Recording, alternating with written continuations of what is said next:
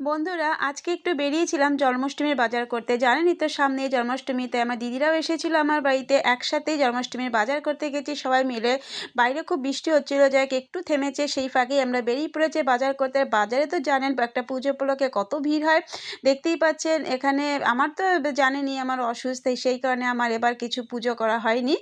তাই একটু ফল ফল মিষ্টি করার জন্য বেরিয়েছিলাম। এদিকে দিদিরা সব গোপাল ঠাকুরের জন্য ঘাগরা কিনছে, ওরাই কেনাকাটা করেছে বেশি। দেখতেই পাচ্ছেন, আমি বললাম দেখা কেমন হয়েছে, দেখতেই পাচ্ছেন কত সুন্দর হয়েছে গোপাল ঠাকুরের ঘাগরাটা।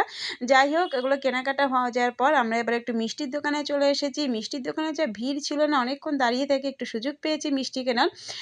তাই দাঁড়িয়ে পড়েছি মিষ্টি কিনতে। তা মিষ্টি মোটামুটি আমার কেনা কমপ্লিট হয়ে গেছে। এবারে চলে এসেছি ফুল কিনতে। তার মধ্যে ঝিরিঝিরি বৃষ্টি হয়েই যাচ্ছে। ফুল কিনে আর কিছুটা ফল কিনলাম। সমস্ত কেনাকাটা কমপ্লিট হয়ে গেছে। এবার বাড়ি ফেরার পালা, আর বৃষ্টিতে হয়েই যাচ্ছে। চলে এসেছি বাড়িতে। ব্লগটা কেমন